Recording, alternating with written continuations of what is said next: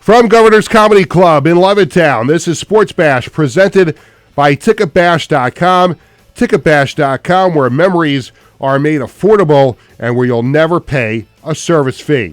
Sports Bash is also presented by the Ryan Anthony Head Start Fund, a group of like-minded individuals trying to raise awareness to our future generations of all possibilities of success other than just college. For more information, visit www.lookwhomadeit.org. Sports Bash is brought to you by the Embassy Diner, located at 4280 Hempstead Turnpike in Bethpage. Every customer is considered family at the Embassy Diner. Mention Sports Bash, get a free dessert with your meal. By Living Legends Memorabilia and Collectibles in Rockville Center, Long Island's go-to store for sports, entertainment, and political memorabilia since 1996. They're also available for charity auctions. Mention Sports Bash when you come in and get a free autograph photo. Give Warren a call at 516-826-4000. And by the Marty Lyons Foundation, the official charity of Sports Bash Media. For more information, go to MartyLyonsFoundation.org. The annual Marty Lyons Foundation NFL Draft Party is coming up next month. Stay tuned later in the show. We'll tell you more about that. Well, hi again, everyone. I'm Peter Schwartz. 516-465-3990 is the number to call. Make sure you're subscribing to Govs Comedy Club Podcast and Sports Bash Media on YouTube and following along on Facebook and Instagram, all the usual suspects for social media. Coming up on the show, I'll be joined by Baseball Digest Editor-in-Chief Rick Cerrone. It is the same Rick Cerrone who was the longtime media relations director of the New York Yankees, so it's going to be great to catch up with Rick in about 15 minutes or so. We're also going to play Stump the Wiz today, and again, we like to switch things up a little bit with Stump the Wiz every now and then, and we have a two-part question. Well, it's not a two-part question. It's two questions. It's one of those deals where, Wiz, you have to answer the first question to get to the second question, but you got to leave time on the 2 minutes to do that. So That's coming up. And by the way, here's how big Stump the Wiz has gotten. Would you like to know how big Stump the Wiz has gotten? Go on. Tony, do you want to know how big? It is literally a pop culture phenomenon. Another student at my son's school, yesterday asked him, is Stump the Wiz staged? Wow. They were questioning the authenticity of Stump the Wiz. Believe me, it's not. It is not staged, and we have been doing this for the last 72 years. Stump the Wiz is going on a long, long time, and it actually was very insulting to me that somebody at my son's school suggested that Stump the Wiz was not real. I'm a little insulted myself, Mr. Schwartz. Yeah. If I'm not mistaken, didn't Rick Cerrone also do PR for the Mets at one point? Rick Cerrone? No, but the Pirates. He went from the Pittsburgh Pirates to the... Why would you be insulted by that? Because I'm a Met fan. Well, no, I don't think he... No, Rick Cerrone... There's two Rick Cerrones. No, I'm aware of that. This One is was not the the catcher player. who caught for both the Mets and Yankees. No, I don't believe... Well, let's see. Let's answer that question all because he sent me his bio. Oh, all right. Okay, and if he ever worked for the Mets, I'll be shocked. He went to Northern Illinois University. I could have sworn he was with the Mets. High-profile awards program, most valuable player awards for PR-wise, AL and NL Championship Series. Vice President of Public Relations for the Pittsburgh Pirates. Before that, he was a talk show host on WNEW with Richard Neer, who's now on WFAN. I don't remember that either. Well, that I do. I used to call that show as a kid growing up. So, yes, they did. He was with the Pittsburgh Pirates. And I'll bring this up to him later, but it was when he was with the Pittsburgh Pirates that I first connected with him, and I'll explain that when he's on the show. No, he did not work for the New York Mets. My apologies. You're wrong. You get nothing. Good day, sir. And that's why you host. That's why I host the sports talk show, and you host the Michigas. You host every day between 11 and 12:30 on the Knock and Bed comedy show. I'm going to change it to the Michigas show. The Michigas show.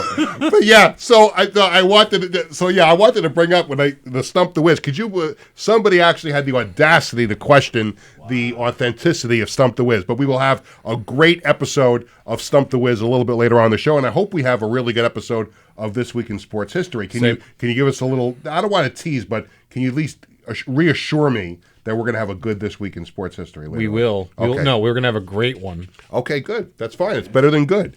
Absolutely. So again, Rick Cerrone coming up at 1:20. by the way, it has been freezing here the last few days.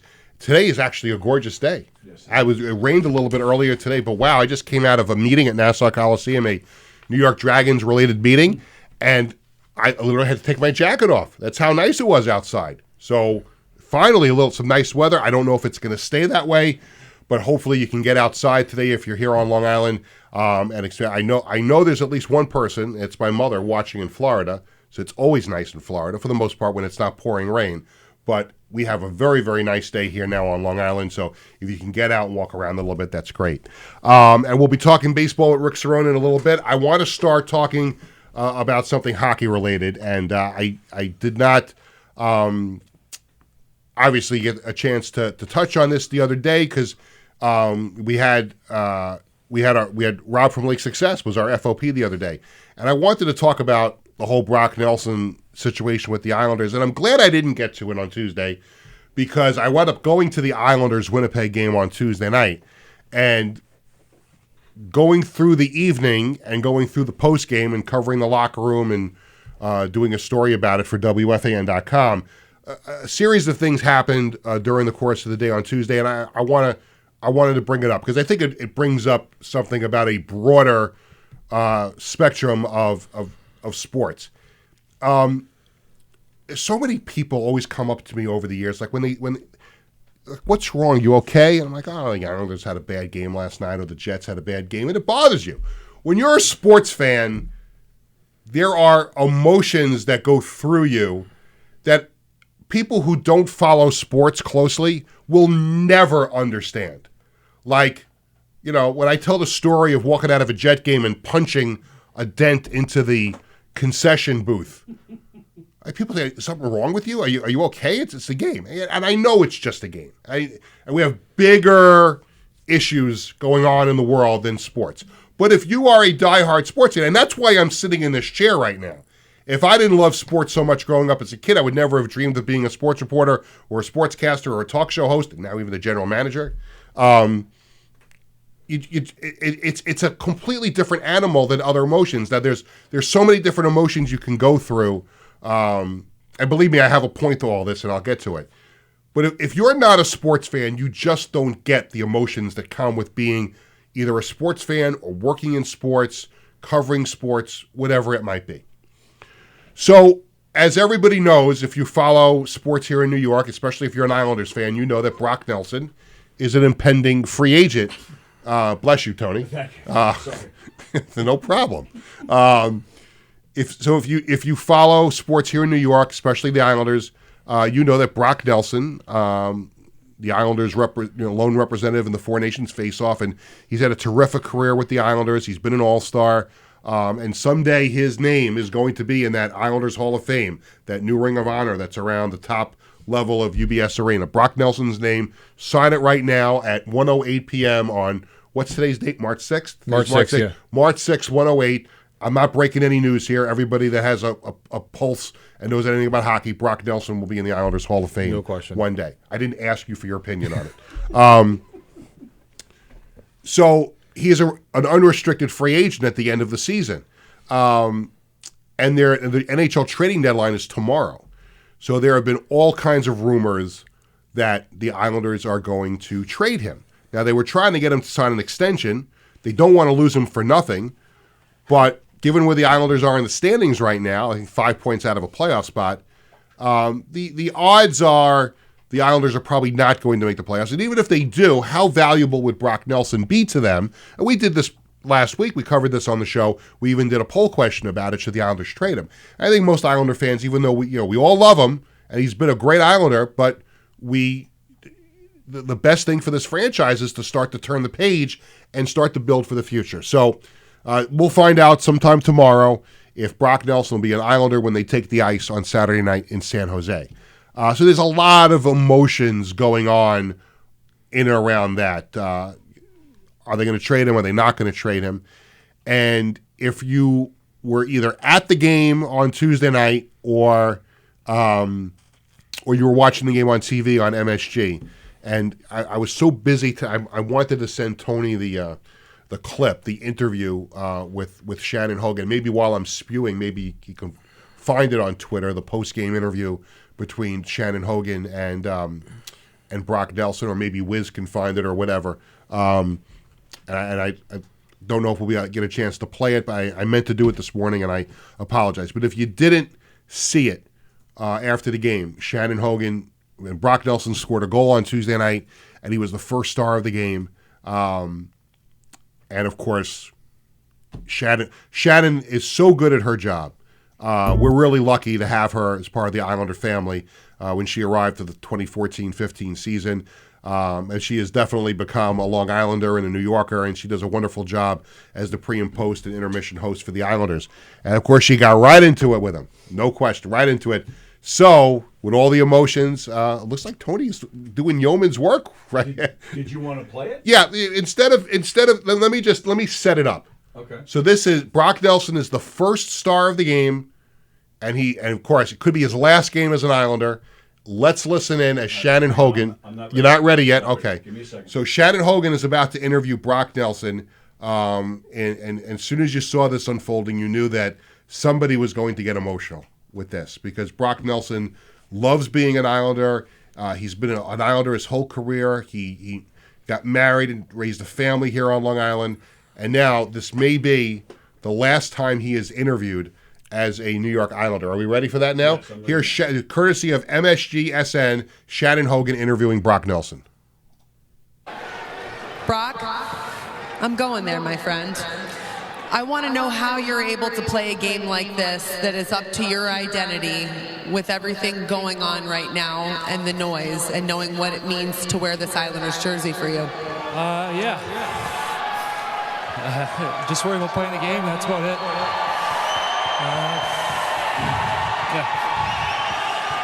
I think I can speak for the fans and your teammates. You are one of those players that put your heart and soul into every game. You have made everyone proud to be an Islanders fan. What has it been like for you being a part of a win against a Winnipeg team that's so good and taps into the identity of this team that you've been a core part of for so long? I think it was just a testament to the no quit. We had a tough one last night. We talked about a response. Great job by Lizzie setting the tone there. That was a big fight, standing up for us, and just sending a message. And tough back-to-back. It's a really good team. It's a big win for us. What's the most special part about playing here at UBS Arena for you? Everything. I mean, all of it. I think it's a great place, great fans.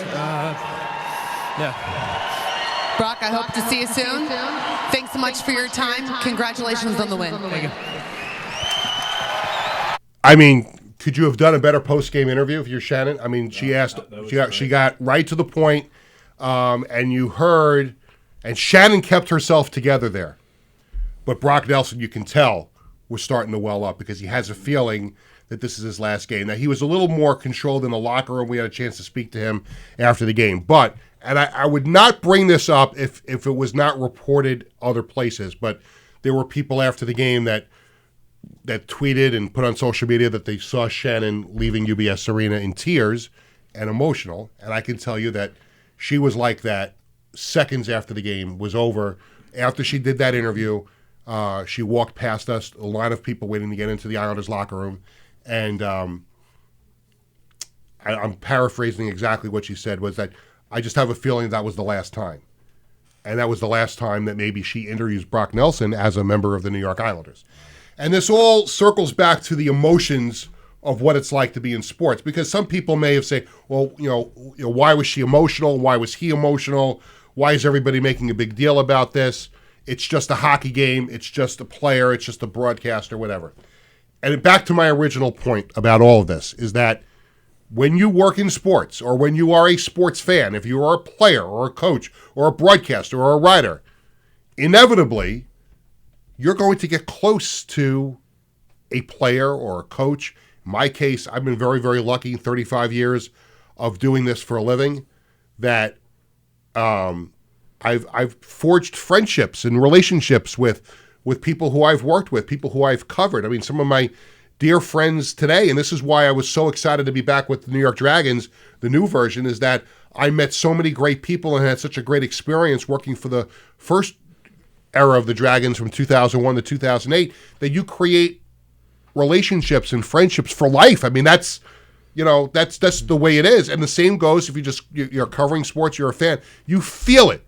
You feel the emotion when you're a sports fan. It's different than anything else. Obviously, it does not compare to the emotions of you're dealing with, a family member when family member is going through something, or your child is going through something, your wife or your husband is going through something. There's nothing in the world that compares to that. But I bring this up because a lot was made about what happened the other night at UBS Arena. And listen, I thought Shannon handled it emotionally, and she was all of Islanders country the other night. Because it's not easy to watch a player who played his whole career in one uniform all of a sudden go to another team. Look, nowadays it happens. Years and years ago, you never saw players switch teams. And then free agency and trading and salary caps, it's impossible. It's impossible to keep players forever, which is why, as an Islanders fan, I am ecstatic. I am so grateful that Mike Bossy played his whole career with the Islanders, that Dennis Potvin played his whole career with the Islanders. We just had Ken Morrow on the show last week, and he played his whole career with the Islanders. I mean, that doesn't happen anymore. But it really, really hits home when you've got a guy who spent 10-plus years with your team, and now all of a sudden he's gone. And if you're a fan of the Islanders, it's going to be sad. It's the best thing that can happen to the team because they have to get something back in return for him. But it's not easy to say goodbye. And it's not easy to say goodbye if you're a fan, or if you're Shannon Hogan, or if you're Peter Schwartz, the Islander fan who also covers the Islanders. It's not easy because these are guys that you see them every day in the locker room. Like when I covered the Jets for years and years and years, I remember my wife was pregnant with our first child, with Bradley. And Bradley was due on a certain date, and the little son of a gun took his sweet-ass time coming out. And I remember being at a Jets practice and going into the locker room afterward, and one of the Jet players, Pete Kendall, who I still stay in touch with, Jets offensive lineman, would come up to me and say, hey, how's your wife doing? When's the baby coming? Oh, he's due. We're heading over, to the hospital a little bit. Goes, what are you doing here? I'm like, well, I'm here to interview Brooks Bollinger for the pregame show because I was working for ESPN Radio. He goes, wait, your wife's getting ready to have a baby and you're sitting here interviewing Brooks? I'm like, well, yeah, that's it's getting taken care of later. But this is what happens when you create relationships, even with players you cover. They ask you how your family is doing. I'm willing to bet that Brock Nelson and Shannon Hogan had a million different conversations about when Shannon was pregnant and their family had a baby, when Brock Nelson's family had a baby. I'm sure they talked about it a million times, and that's what I'm saying is that there are emotions that you feel in sports that if you're not a sports fan, you just don't understand. So I know I spent the better part of 16, 17 minutes here getting to my point. My point being is that it's very, very special to be a sports fan. It's even more special when you're a sports fan and you get to do what you want to do for a living and cover sports and be part of teams and create those relationships. And my guess would be is Brock Nelson will be an ex-Islander before tomorrow is up. And that's going to be tough watching it, whether it's a Minnesota Wild jersey or Winnipeg Jets jersey, whatever it might be. It's going to be tough because he grew up an Islander. He was an Islanders first-round draft pick. He was a Bridgeport Sound Tiger, and then he became a New York Islander. He's an all-star. He helped the Islanders get to the Final Four twice. And it's not easy to say goodbye. It's probably best. And listen, you never know. You could bring him back at the end of the season. You can bring him back in the offseason as a free agent. But just talking about the raw emotion of being a sports fan, that was so on display the other night at UBS Arena that I wanted to open the show with it. And listen, as an Islanders fan, I thank Brock Nelson for everything he did. He was a wonderful Islander for a long time. I'll be stunned if he's still an Islander tomorrow, but if he never wears the Islander jersey again, he's done more than enough, way more than enough, to ensure his rightful spot at the top of UBS Arena in the Islanders Hall of Fame. We're going to switch gears. We're going to talk baseball. When we come back, we're going to talk to the editor-in-chief of Baseball Digest. My friend Rick Cerrone is going to join us when we come back on the other side, coming right back after this. Hi, I'm Peter Schwartz. And I'm Vinny Tickets. We want to take a moment to talk about our fantastic sponsor, the Embassy Diner. Embassy Diner has been a beloved staple in the restaurant industry for over 50 years. And the great thing about it is when you walk through the door, you're not a customer, you are family. Every visit promises to be filled with warmth, love, and respect. And here's an extra treat. If you mention Sports Bash during your visit, you enjoy a free dessert on the Embassy Diner. Come on down to the Embassy Diner, where great food and great company are always on the menu. Visit the Embassy Diner, located at 4280 Hempstead Turnpike in Bethpage. Living Legends memorabilia and collectibles is the best place to find autographed entertainment and sports memorabilia. We guarantee the authenticity of each and every item in our shop to provide you with quality collectibles anytime you browse our inventory. Our memorabilia includes autographed photos, sports equipment, jerseys, hats, and other paraphernalia from current athletes and legendary sports stars. If you prefer the entertainment industry, we have signed posters, albums, and photographs from classic movie stars and today's celebrities. To give back to our community, we participate in fundraising auctions for local charities. Call us today to request a specific autograph, find a special gift for someone else, or schedule an event. Living Legends Memorabilia and Collectibles. Welcome back to Sports Bash, presented by TicketBash.com. I'm Peter Schwartz. This segment of Sports Bash is presented by the Ryan Anthony Head Start Fund, a group of like-minded individuals trying to raise awareness to our future generations of all possibilities of success other than just college. For more information, visit www.lookwhomadeit.org.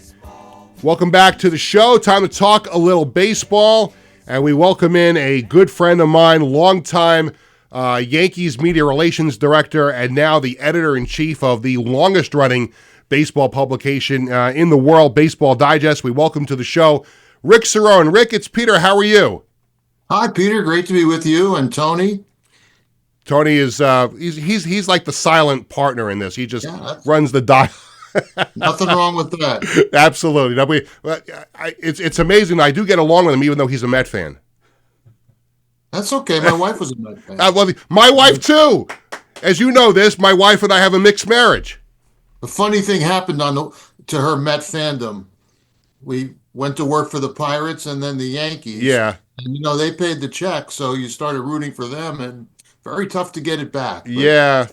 See, I would have a hard... the Mets I could probably take a paycheck from. If the New York Rangers ever offered me a job, I'd probably turn it down. Well, I'm going to talk to your wife about that first. I think they pay very well, Peter. I understand that, but that would be a difficult situation. But anyway, it's a moot point. It's not happening anyway. But thank you for spending some time. And I teased this at the beginning of the show, and I wanted to start with this because I didn't want to forget. But obviously, we had a very outstanding relationship when you were the PR director for the Yankees, and I was covering the team for a number of different outlets. But actually, do you remember the first time that we actually spoke? Do you remember this?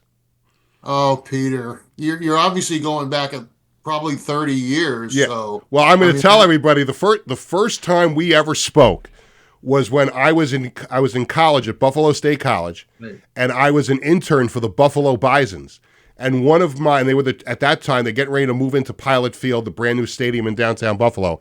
And one of my jobs as an intern was I played a significant role in writing the media guide, and a lot of the stats in the media guide would come from the Pittsburgh Pirates because we had just signed with them as the affiliate. And I had a question. I remember going to Mike Buchkowski. If you remember Mike, he was a longtime PR. Now he's like a big boss there with the Bisons. And I said, I have a question. This doesn't seem right. He goes, you have to call Rick Cerrone with the Pirates on that. And that was actually the first time we ever spoke on the phone. And who would have thunk that we would have seen each other just about every day for all those years when you were with the Yankees? Well, that's going back to obviously to my Pirate days. Yeah. late 80s, early 90s. Yep. Did you work with Greg Brown when he was the Yes. to the Bisons? Yeah. Because he came on board with the Bisons the first year we were in Pilot Field, and then I think he was with them for a few years and went on to the Pittsburgh Pirates. Yeah, exactly. And I remember going up there with the team when we played an exhibition game. We actually played the Bisons Yeah.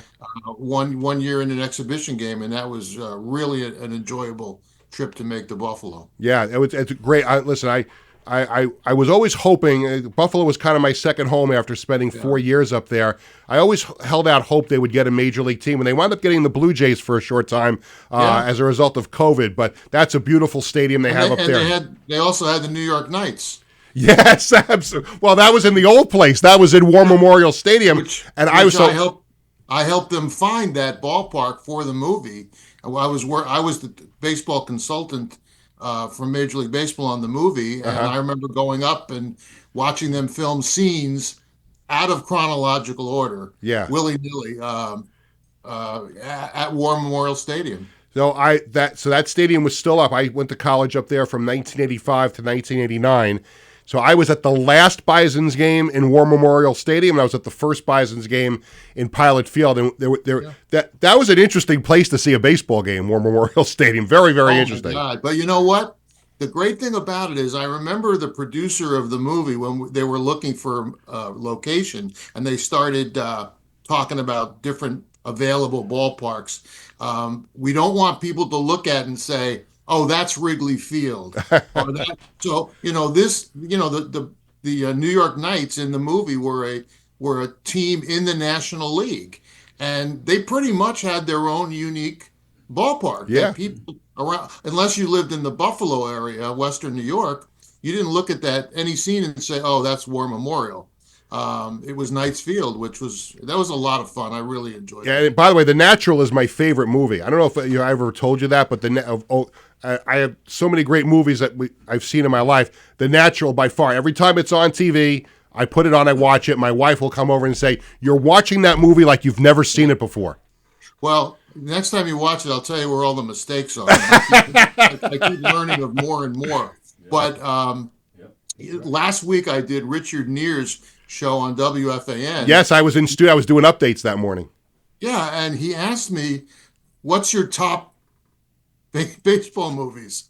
And I named like 3 or 4 movies, and he said, "Wait a second, you're not naming The Natural or Pride of the Yankees?" And now that's probably my one and two. Yeah. And I think it was sports movies, not baseball movies. Yeah. But I just completely I don't know what happened. It was a brain cramp. How do I forget the Natural where I'm in the credits? Yeah. And so that's what being 70 will do to you. Well, you as long as you're young at heart, Rich. That's Rick. That's all we care about. I like to think I am, and then I look in the mirror and so. Rick Cerrone, editor-in-chief of Baseball Digest and a longtime PR director for both the Pirates and the Yankees. I want to get to the Yankee years in a little bit, but let me ask you about Baseball Digest, and you hooked up with them a couple of years ago, and as I mentioned, the longest-running baseball publication that there is out there. How much fun has it been for you getting involved with that publication and continuing to try and help it grow? Oh, it's been a tremendous challenge, a tremendous honor. We've made such great strides. I have to be honest with you. When someone reached out to me about this job back in 2018, I wasn't even aware that Baseball Digest was still in existence. And I later found a lot of people within the game were the same as me. So we basically had to re-engage it with the industry.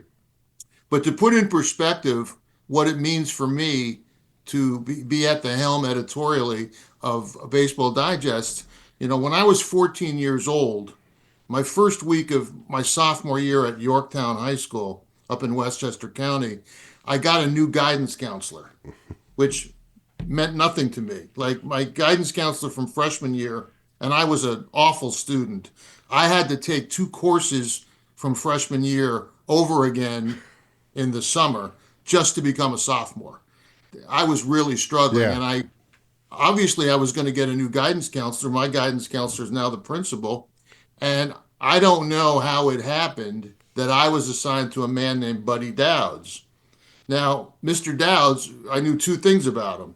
He was also the football coach, and his father was the first ever coach of the Pittsburgh Steelers. So that kind of resonated with me. So I'm first week, second week of sophomore year, I'm sitting in Mr. Dowd's office, and he's looking at my rap sheet or my grades, and that's a good way of putting it, rap sheet. Yeah, that's what I called it. Yeah. And finally, and Peter and Tony, I can still picture this today, where I was sitting next to his desk, what he was wearing in his little cinder block office. And he looks at me and he says, "Let me ask you a question. If you could do anything you want, what are you doing in, let's say, 10 years?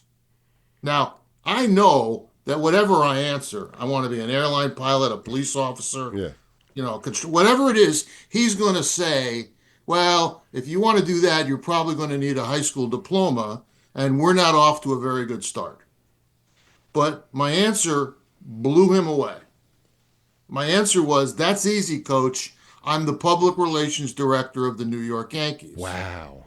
Now, after he got over the shock, and he would tell you to this day, he's now 92 years old, but he can't call me on the phone and leave me a voicemail without going back to that day. He said, I had just seen the movie Butch Cassidy and the Sundance Kid, and I'm sitting there thinking to myself, who is this guy? So because that never happened before, never happened since, that somebody basically said, this is what I'm going to do, and then he went out and did it. But you got to remember, that was simply the catalyst, and wanting to be the public relations director of the Yankees was kind of the carrot in front of me that gave me 25 years up to that, getting the Yankee job, and doing things like being the baseball consultant on The Natural, starting my own baseball magazine, creating a sports talk show in New York. That all came from him saying to me, okay, if that's what you want to do, and you can get your grades up, and you can keep them up, do you think, because I went and told him everything that Bob Fischel, then the Yankees PR director, what he did for the Yankees. He did the game notes, he did the yearbook, the media guide, blah, blah, blah. He said, if you can get your grades up and keep them up, do you think you could do for my football team what this guy Bob Fischel does for the Yankees? So, Peter, I walked into that office, a disengaged, underachieving student. I walked out of that office at 14 years old with a job. I'm the public relations director of the Yorktown High School football team. And everything that's happened to me in my life, where I went to college, and everything I did after, started in that office. But the reason I told you that story, if he had said, well, and he did say this, he said, there's only one of those jobs in the world. Right. You might want to be a little more general, like, I want to be a public relations director for a Major League Baseball team. You could have settled for the Mets. Well, you know what? At that stage, at 14, I'm like you now. I'm not working for the Mets. Or no, I wouldn't. but I knew the history of the Yankees. Yes. I knew, where Joe Pepitone ranked on the all-time home run list. So it was the Yankees. But, Peter, I will tell you, if Mr. Dowds had said, well, if you don't get that, what's the next, what else you got? What's the next thing you'd like to do? I would have thought about it for about 10 seconds. And honestly, Peter, I would have said, okay, I'm the editor of Baseball Digest. That would have been number 2. So I got to do them both. Yeah. And, very fortunate. And, I couldn't be more happy or satisfied if nothing happens moving forward. I didn't get cheated. Yeah, 2 dream jobs. It's amazing. Yeah. It's interesting. You were inspired by that the high school guidance counselor and the teacher. And when I was a senior in high school, my social studies teacher told me I was wasting my time wanting to get into broadcasting. Well, you know what? I never had anybody tell me that. I've had people, there was a great, and I'm not doubting that someone told you that. Yeah. Oh, yeah. It happened. Like, I remember there was a colleague of mine at the student newspaper at Northern Illinois University Now, I got to Northern Illinois University. You live in New York. I'd never been on a plane. And I end up at Northern Illinois University because in being the PR director, so to speak, of the Yorktown High School football team and then the basketball team and then the baseball team, I met a reporter that covered high school sports. And my senior year, he moves out to DeKalb, Illinois, and becomes the sports editor of the DeKalb Daily Chronicle. Mm-hmm. In my mind, hey, nice knowing you. Thanks for all you did for me. Yeah. But he calls me and he says, hey, you got to come out and look at this major university here, 25,000 students. They're now a Division I sports program. So I flew out there, had never been on a plane, and so I'm seeing Northern Illinois University with the sports editor of the Chronicle. So I'm sitting in the basketball office with all the players. I'm going to luncheons. I went to a basketball game. They had just beaten Indiana. Wow. Okay. Number 5 ranked Indiana. They beat them by 19 points the week before I got there. Bobby Knight's first year. So I went to Northern Illinois. And as I tell people, that was my Disneyland because it had a newspaper, it had a radio station. I learned how to make coffee with everything. It was everything. So I learned how to do my laundry when I went to college. Well, there you go. That too.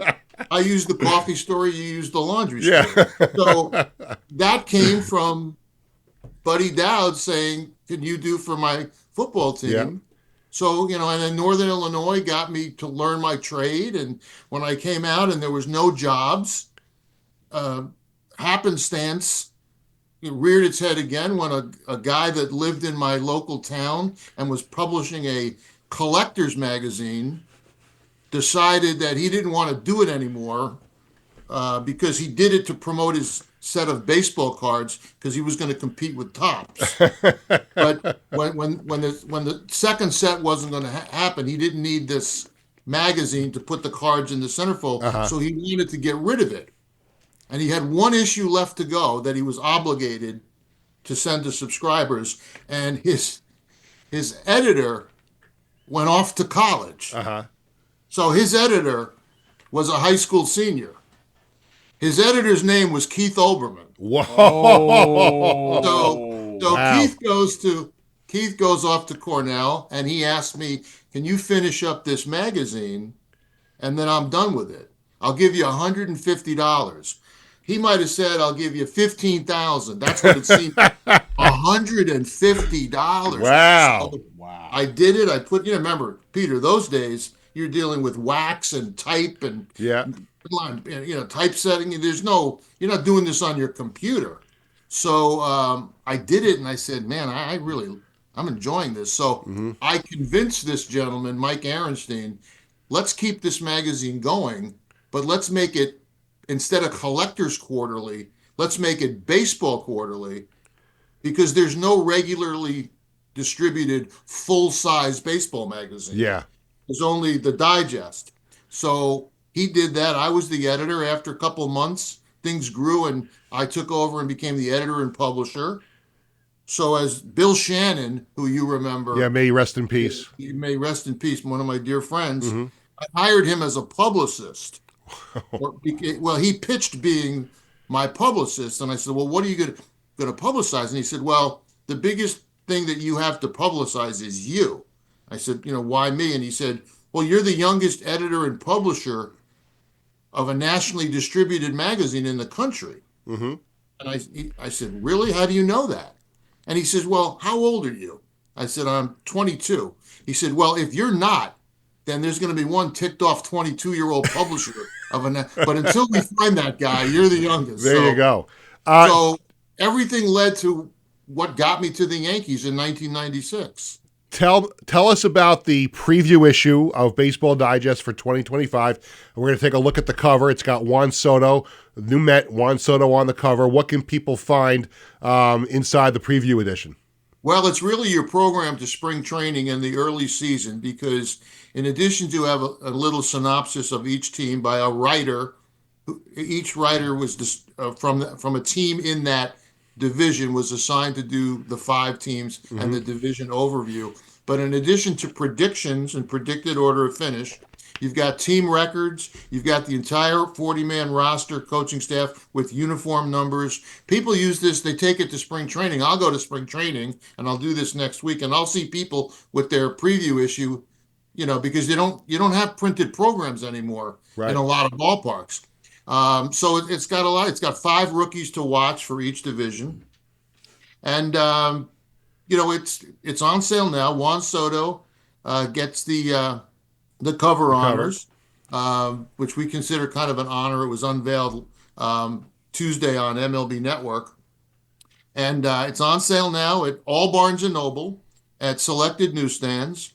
Tough to find in New York, because New York is a tough newsstand market to break into. But you can subscribe, and you get it print, digital, and you get access to every issue in the 84-year history of Baseball Digest by simply going to baseballdigest.com. That's incredible. I'm going to ask you about the history in a second, but first, where does Baseball Digest predict the Yankees and the Mets to finish this year? I think Sean McAdam from Boston, who did the American League East, has the Yankees first. Okay. And John Parado, who did the National League East, has the Mets third, but the third one of the wild cards in the NL, in the National League. Oh, that's good. As long as both teams make the playoffs, then you never know what could happen in the postseason. Just like last year, the Mets get to the NLCS, the Yankees get to the World Series. Obviously, Baseball Digest, as you mentioned, has been around for a long time. The first issue was published in August of 1942. We're going to take a look at that first. It's up there on the screen. The first issue of Baseball Digest, and let's see if the editor-in-chief currently of Baseball Digest knows who is that at bat on the cover swinging the bat on the first issue of Baseball Digest. Well, I do know who it was, and I know the story behind it. Okay. Because a couple of years ago, Dom Amore, who you know from the Hartford Courant, did a story. It was for our 80th anniversary issue back in July, August of 2022 on the very first issue, and that is Elmer Vallow of the Philadelphia Athletics, who's on the cover for no other reason we can determine than, there was no story on Elmer Vallow. I'm not sure. I don't even know who Elmer Vallow is. No, he was a pretty good ball player Okay. if you look him up, and he had a somewhat lengthy career. Okay. And he later learned, because I think Dom talked to his son, he later learned that he was on that first cover. It's worth a few $100s now, but the only reason given back then that it was the cover, he was on the cover, was that it was a, quote, award-winning photo. Okay. So that's why that was on the cover. It is a great photo. That was, and we have a great piece that I inaugurated, I think shortly after I got the job, and it's a lot of fun. We go back, my associate editor Jim Lachima and I, we go back and we peruse issues. Okay, let's go back 60 years ago. That's 1965. Let's go back 70 years, 1950, and let's find a story that people would enjoy reading today. And I will tell you that the one that we're going to be featuring in the next issue, in the May-June issue, which we're putting together now, is from 1945. Okay. So that's 80 years ago. That we got it, but we found great articles on Yogi Berra and Mickey Mantle and all kinds of Gil Hodges, just great stuff. And sometimes it's fun to see people's perspective back then about the future of the game, or things that were going on. Like, we ran an article, I'm not sure it's in this one or the last one, when Hank Greenberg, the Hall of Fame baseball player, who I had the pleasure to surprisingly have lunch with one day at Gallagher. I'll tell you that story real quick. He became general manager of the Cleveland Indians, and he was going to put forth this rule that anybody booing was going to be ejected. I mean, I don't know how far that went, but it was a fun story. But when I had Baseball Magazine 4 times a year became Baseball Quarterly 4 times a year became Baseball Magazine for a short time, 6 times a year. We initiated a Lifetime Achievement Award, which we've now done with Baseball Digest as well. But the first recipient of Baseball Magazine's Lifetime Achievement Award was Bill Veeck. And Bill Veeck agreed to come to New York to the press conference, which was in February, where we also had our Players of the Year, to get the Lifetime Achievement Award.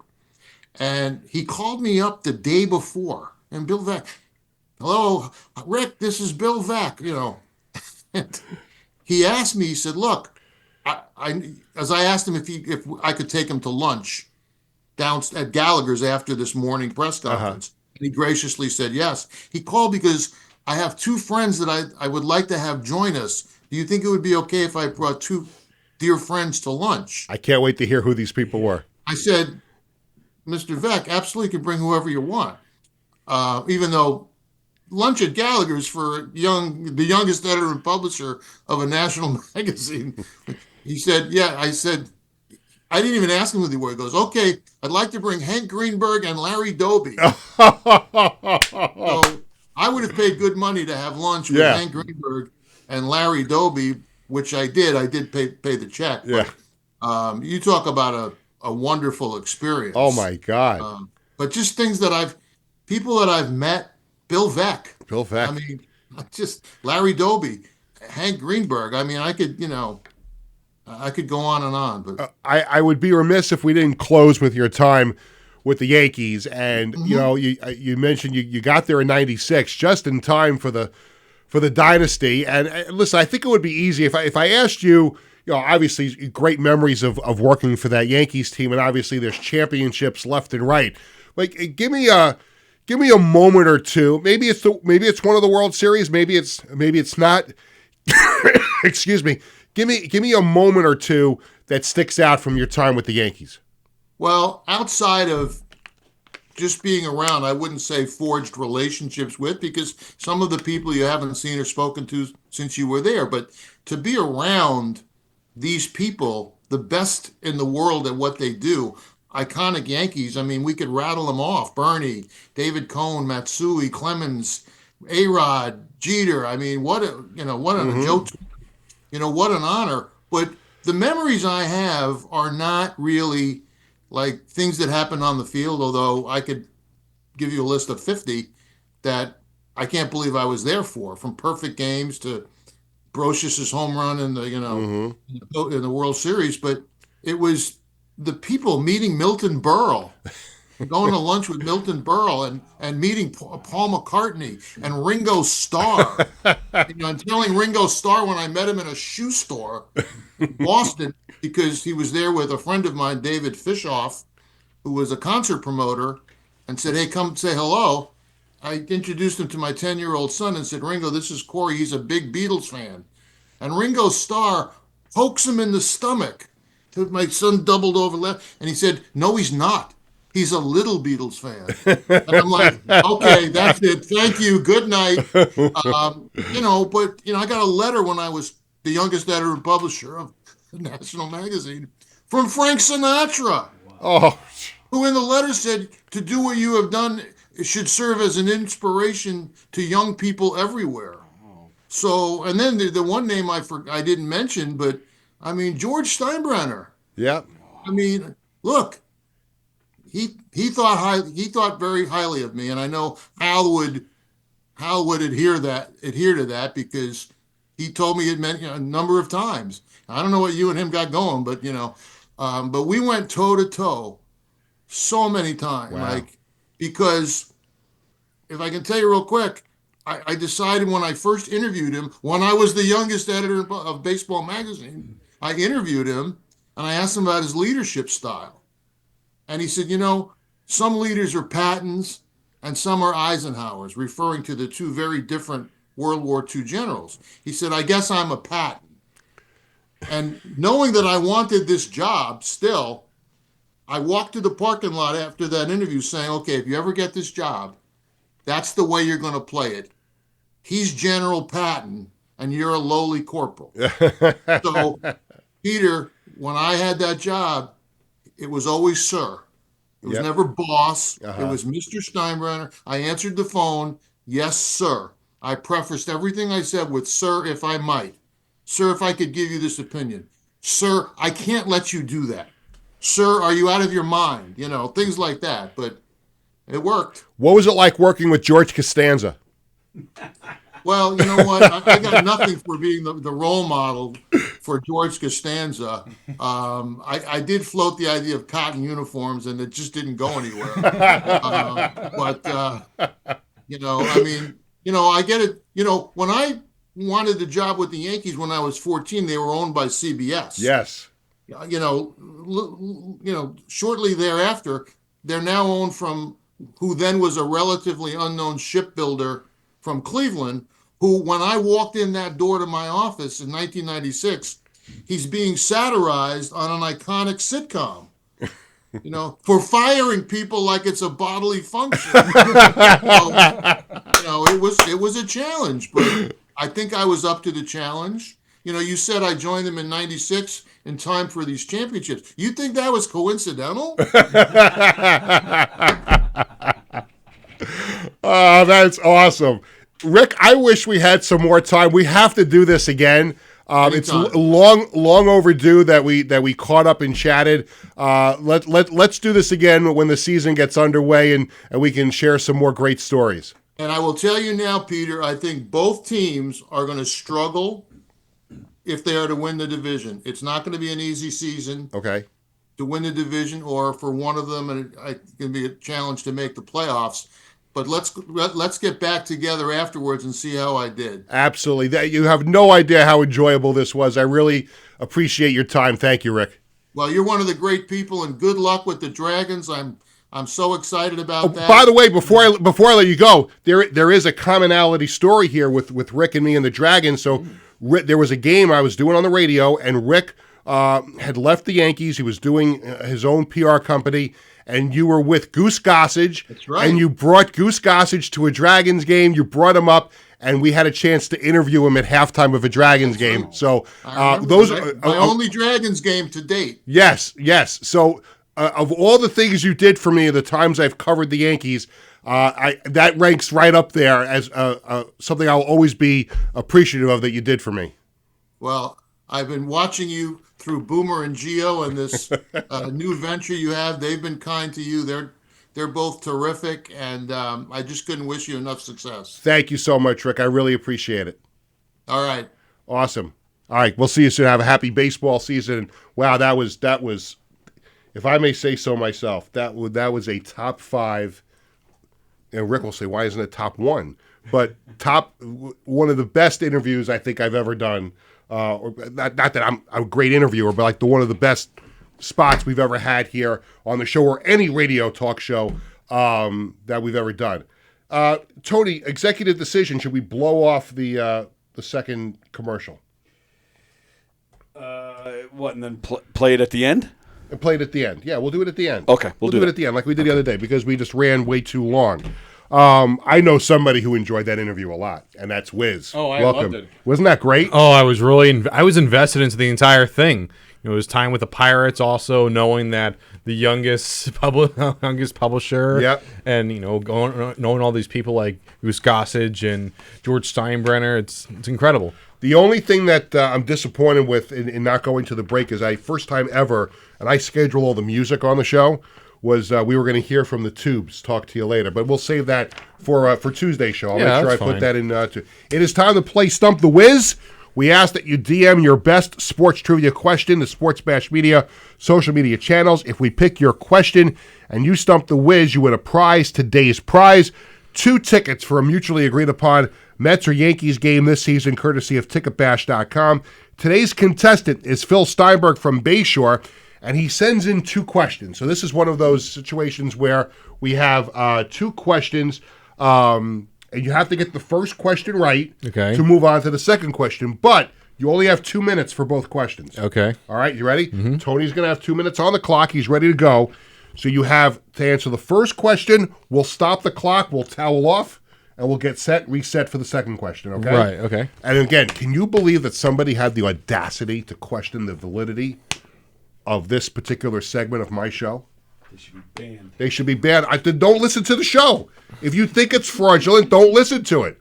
We have 23 other viewers that can watch the show. What? You're not following along here? I All right, so let's get to it, right? Because we're running out of time, and I'm really getting hangry. and you wouldn't. Let's go. Here we go. 2 minutes are on the clock, and I'm going to give you the question, and then we'll start the clock. Okay. What was the name of the New York Yankees before they were the New York Yankees? We have 2 minutes on the clock, and away we go. Well, first they were the Baltimore Orioles, and then they were the New York Highlanders. Stop the clock. He's right. And he got bonus points because I was going to go into this whole thing about it. So right before they were the Yankees, they were the Highlanders. You are correct. The franchise was originally called the Baltimore Orioles, but the franchise rights to the defunct team was purchased in 1903, and the team was called the Highlanders. In 1913, the team became the New York Yankees. Yes. Did it take him a second or 2 seconds? It took him 4. 4 seconds. Yep. No, I think you were. I think you were slow on the clock. To be honest, Well, I with was. you. Yeah, I was. I was slow on the clock. Yeah, I think- but I That's okay. but I think it was 4. I shut it off at 6 seconds, but I think he got it in 4. I think you got it in 4. Okay, whatever. You know, sure, and so I thought 4 I- seconds, 2 seconds. that was 158. I thought. Well, you listen. You know, Oh, was it? beggars Yeah. can't be choosers. That's you know, true. whatever. I'll take your word for it. Okay, I believe whatever. him. Listen, the way we're going here, he's going to get this one in 4 seconds anyway. So let's see.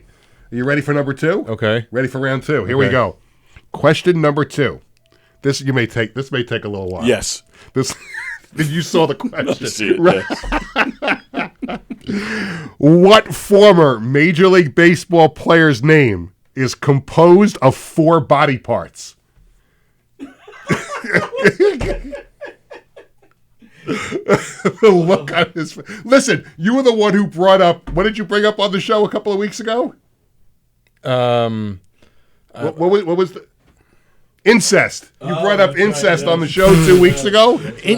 Well, You brought up the word, not me. You're the one who brought it up. I mean, it sounded. It's just the Okay, context whatever. of the situation. I think sometimes Wiz needs to keep his mouth closed, right? It's both my biggest strength and my biggest weakness. Sometimes it's me too. Yeah, sometimes I open up my big fat mouth way too much. And my wife will tell you that. Are you ready? What former Major League Baseball player's name is composed of 4 parts? I'm not going to make it through this. We have 1 minute and 56 seconds on the clock remaining, and away we go. Jesus. Well, whenever I think of like badly named people, Rusty Kuntz always comes to mind. Oh my! Are you sure you pronounced the last word correctly? Kuntz, isn't it? It's Kuntz. Yeah, but Rusty Okay, Kuntz is funnier. Oh my God! Let's see. Someone We're the best of Wiz Part 2. Someone has to be named Richard. There's So kids watching. I told you my son's friend is questioning the validity, and you're saying words like that on the show. it shows you that it's not rigged. Okay. How much time do we have left in this Michigan? We're a little over a minute. A little over a minute. He's not going to get it, but go ahead. Keep saying bad words. Go ahead. Someone You got the floor. Someone's named Richard, probably. So we all know No. where that's going to be. No. Okay. So that's so shocking. Is it like a nickname that someone has? No, this is the guy's first and last name Wow. is comprised of 4 body parts. Wow. 45 seconds. Kid 45 seconds. Well, Tony, would you have gotten this must have right? had some terrible parents. I think I would have gotten the first name. Yeah. Someone's named like, I don't know, like Arm or something like that. You're on the right track. His name is Armin. No, that's the that's the actor who. You were on the right track. You were on the right track. Armand. I think of 15 seconds. Not 15 seconds. well. Harmon Killebrew is not a. No, it's not. It has nothing to do with that. Yeah. 5 seconds. Army leg skull. It What does that have to do with the Yankees? has nothing to do with the Yankees. I don't think this guy ever played for the Yankees. You were on the right track with Arm. I really thought he was You were going on to get the it. right track with Arm. Let me give you a little hint. Doesn't count. Okay. What's his first name? Tony? Anthony? Well, Tony. Tony. Yeah. Armis. Armis? Tony Arm. Tony Arm S. Toe, knee, arm, miss. Tony Armas.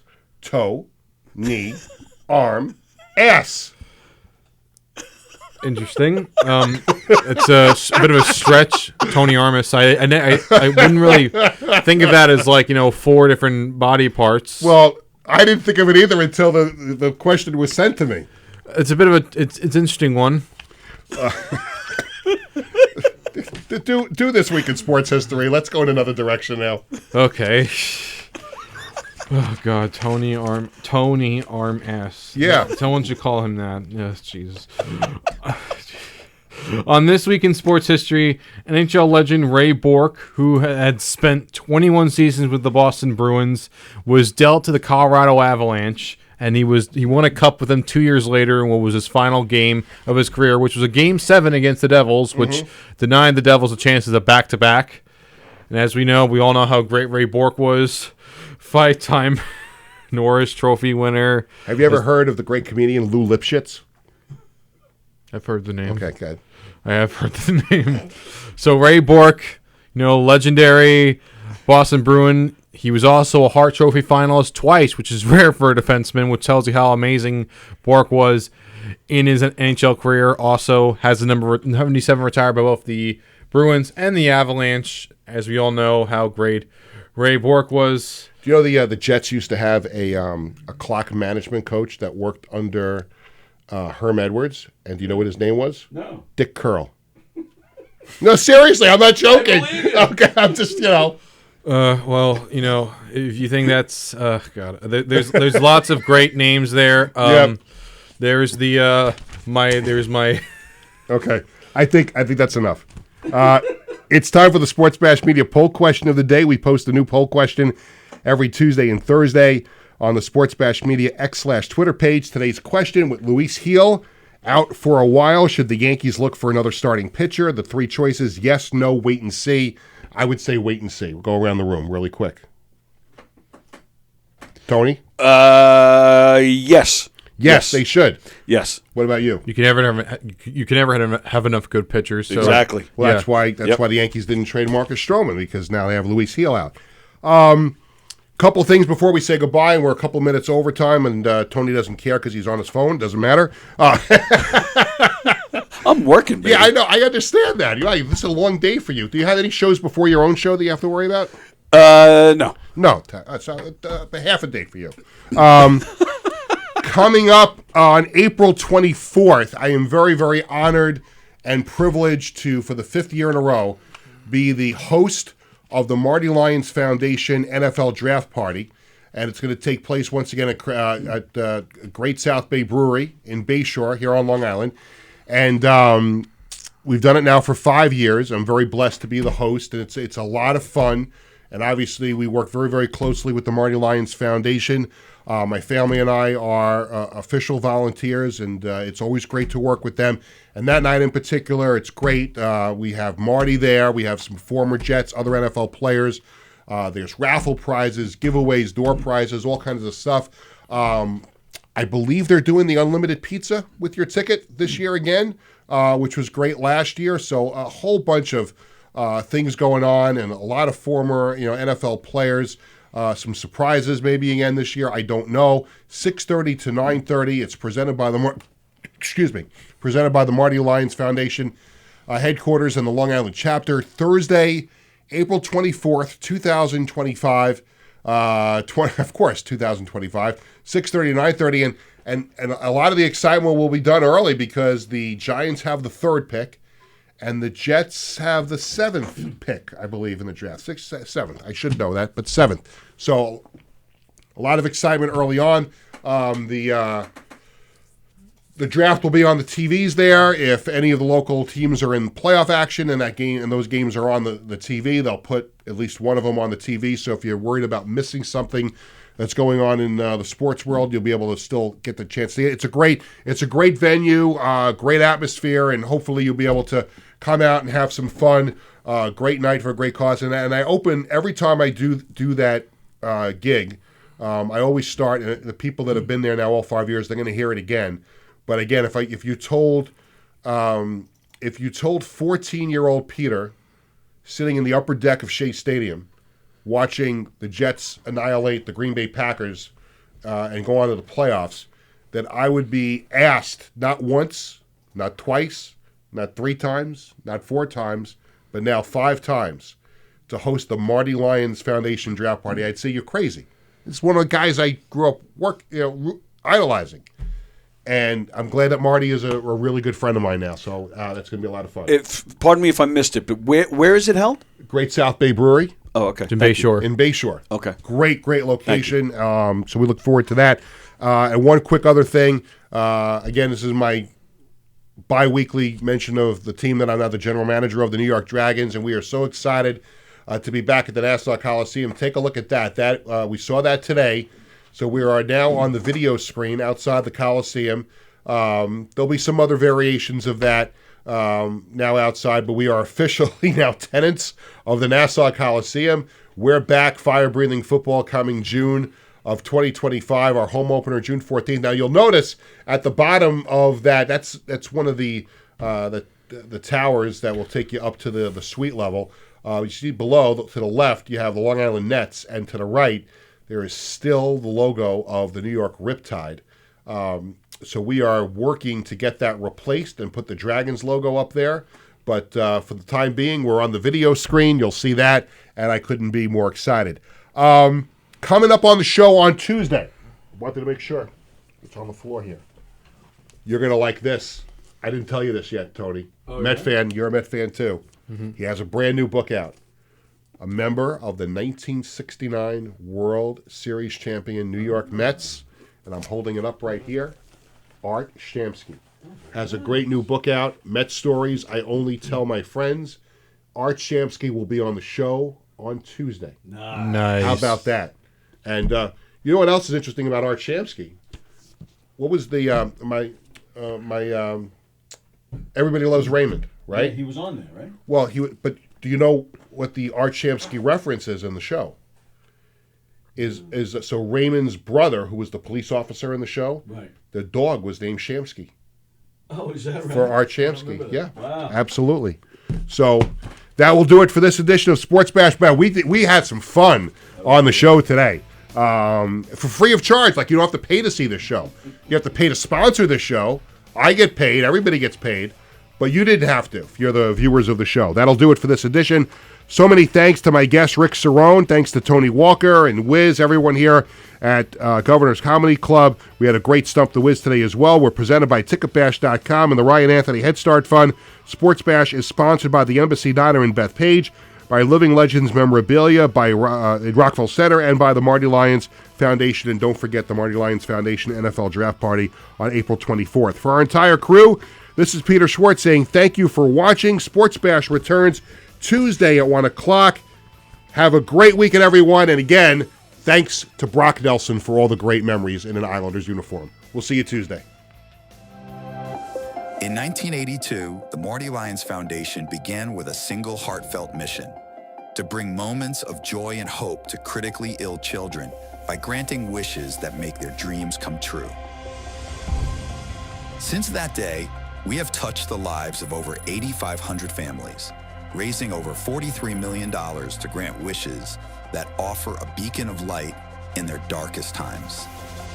These precious wishes cost an average of $6,700 each, and your support is crucial to our mission. Every donation, big or small, makes a difference. And with 76 cents of every dollar going directly to supporting our families, you can rest assured your support truly changes lives. The Marty Lyons Foundation operates 11 chapters in 14 states now, working tirelessly to reach as many children as we can. This dedication goes hand in hand with our commitment to transparency and accountability, earning us top ratings on Charity Navigator, Great Nonprofits, and Candid, which underscores our dedication to those we serve. The Marty Lyons Foundation grants wishes to children ages 3 to 17. And what really makes this foundation so special is our willingness to grant not only a first wish, but also consider a second wish to a child who continues to battle a life-threatening illness.